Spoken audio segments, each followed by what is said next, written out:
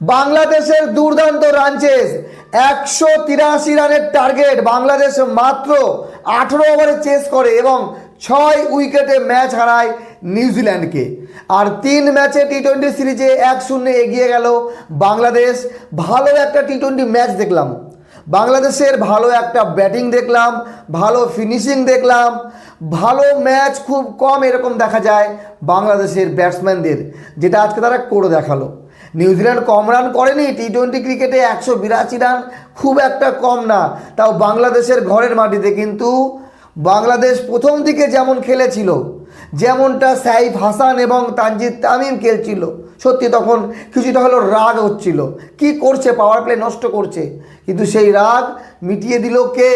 পারভেজ হোসেন ইমন, শামীম হোসেন পাটোয়ারি এবং আজকের ম্যাচের সেরা তহিদ হৃদয়। 27 বলে 51 করে, পারভেজ হোসেন ইমন 28 রান করে মাত্র 14 বলে, এবং শামীম হোসেন পাটোয়ারি দারুণ একটা, কি বলতে পারেন, এইরকমই ফিনিশ হওয়া উচিত, 13 বলে 31। তো এইবার কথা বলি নিউজিল্যান্ডের। প্রথমে ব্যাট করতে নিউজিল্যান্ডের শুরুটা খুব একটা ভালো হয়নি। প্রথম ওভারে 11 রান হলেও দ্বিতীয় ওভারে প্রথম বলে রান আউট করে দেয় তহিদ হৃদয়।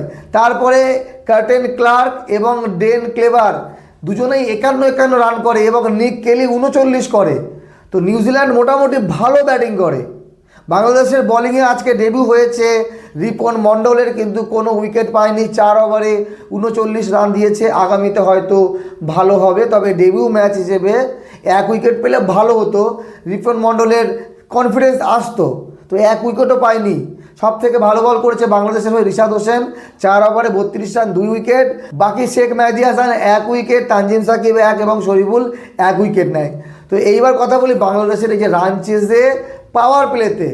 প্রথম পাওয়ার প্লে মানে 6 ওভারে মাত্র 44 রান করে 1 উইকেট হারিয়ে। সাইফ হাসান 16 বলে 17 এবং তানজিদ তামিম টেস্ট দলে জায়গা পাওয়ার পর মনে হচ্ছে আজকে টি-20তে টেস্টের ঝলক দেখালো।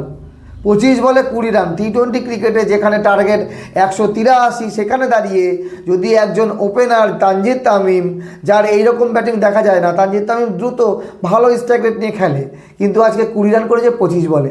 তারপরে লিটন কুমার দাস তহিদ হৃদয় ম্যাচটাকে এগিয়ে নিয়ে যায়। একসময় মনে হচ্ছিল এই ম্যাচ জিততে পারবে। তো 10 ওভারে 70-77 হয়েছে, বাকি 10 ওভারে লাগে 105 রান, কিন্তু 6 রান, সেই 106 রান বাংলাদেশ মাত্র 8 ওভারে চেস করলো। অল দ্য বেস্ট বাংলাদেশ আর একটা ম্যাচ জিতলেই 29 তারিখে সিরিজ জিতবে।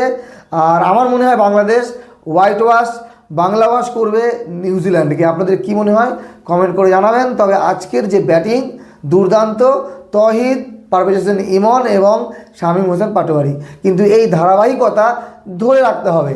একদিন ভালো খেললাম, আরেকদিন খেললাম না, তাহলে লাভ নেই। তবে বাংলাদেশের যে আজকে পারফরমেন্স এবং যে দল স্কোয়াড, সেই স্কোয়াডের কাছে নিউজিল্যান্ডের স্কোয়াড কিছুটা হলেও হালকা, আর তার ফল বাংলাদেশ পেয়েছে আর ভালো ফিনিশ করেছে। ভালো থাকবেন সবাই, ধন্যবাদ।